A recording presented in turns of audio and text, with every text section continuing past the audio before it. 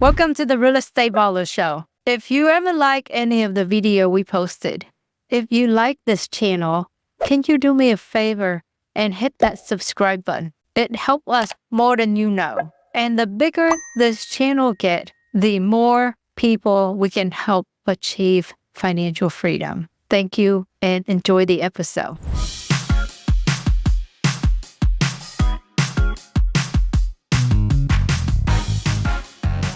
The way I transitioned, I think I picked up a lot of lessons at each one in the military, but then I had some corporate experience and entrepreneurial experience before I started real estate. I'd started a currency trading program, which is like a fund with managed accounts, and I'd raised money before, but I had decided to when I first started real estate, just do my own thing without raising capital. But I think I had a background towards that. And I think I also had a strong analytical background, and then as well as a business development background that really helped. So a lot of times I say, one of the things I'll say is leverage what you have.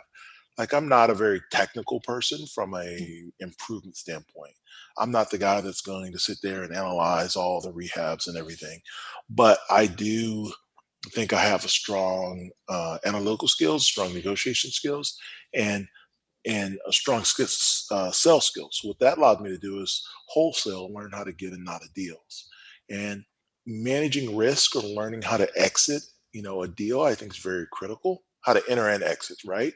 So on the entering or the acquisition side is negotiation. On the exit is one, being able to have a strong framework of how that deal works, and two, being able to communicate that to other investors.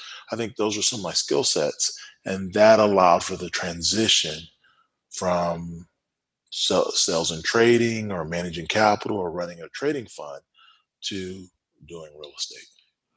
Well, what's the first thing you did in real estate? First thing I did was I wholesale.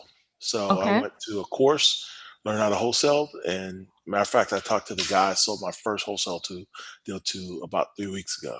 I called him up out of the blue and I was like, "Hey, how's it going?" He's like, "What?" I go, "You were my first wholesale deal." I had no idea what I was doing. And he's like, "You're still in real estate?" I'm like, "Yes." He's like, "Well, that's so great. I'm glad I helped start that." So that was really good. I was literally driving by a property he used to own. I just called him out of the blue, and he took that call, and it made me feel good. And I think he felt good as well. How long ago was that? That was 2013. That was almost 8 years ago. Yeah, 8 years ago. Okay. Yeah, my first deal. I started in 12. It took me about a year to figure out what I was doing. Yeah. And I did my first deal in 13. My first deal I tried to do was an apartment building. I wanted to buy a distressed apartment building. And I was like, we'll make $1 million. And everyone's like, you don't know anything about fixing anything. But it was a distressed apartment building. And, I said, okay, well, let me learn the basics. Contract. I lost $5,000 on my first deal. I put down $5,000 earnest money, and I didn't know what hard meant. So 2013, right? 2012. 12. Really. Okay. Yeah. That was when we were on the rise after 08. Exactly. So I was trading, and we were looking at risk, and from a trading perspective, we're like, this thing's about to blow, just get long risk, anything. And we tried to do it. As a matter of fact, my trading company was shut down. The CEO where we were trading committed fraud, and I had to start all over. And I said, I'll start all over in real estate. Let's go back a little bit. Okay. Where you got out of the Army, and you said you were selling products for Johnson & Johnson. Yes. What were you selling? I was selling sutures.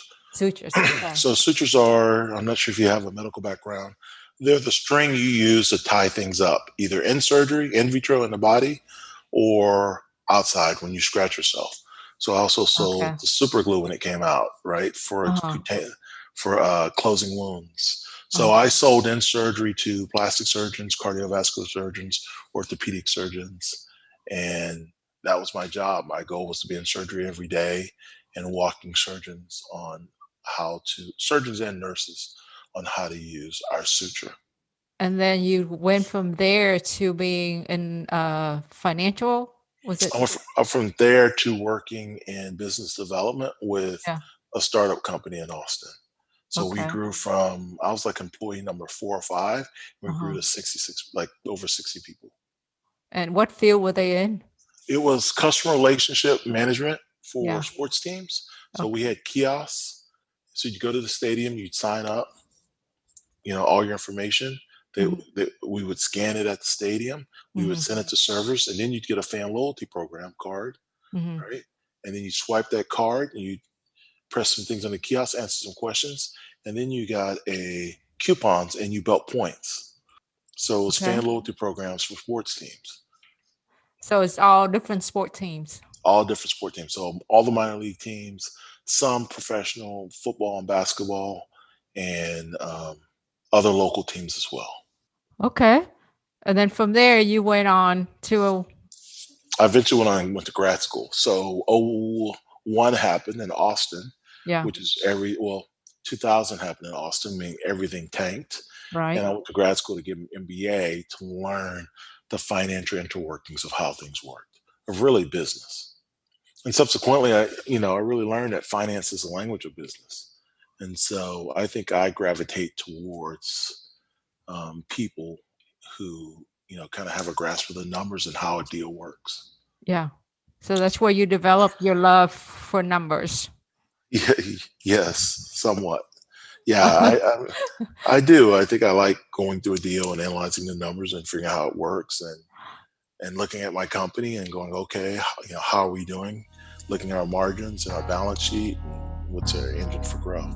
Hey, thanks for tuning in today. I do have a favor to ask. If you enjoyed this video, please don't forget to like, subscribe, and hit that notification bell to stay updated with more amazing stories and insights from REBallers. Thank you so much, and we'll see you in the next video. This episode is brought to you by National Real Estate Insurance Group, a national independent insurance agency specifically for real estate investors. I personally use NREIG for my investment properties. They offer a low monthly payment option to help you to lower your cash out of pocket when buying an investment property. If you're looking for insurance coverage for your flips or your rental, reach out to them. You can click on the link in the show descriptions, or you can reach out to Jules at 816-946-8443.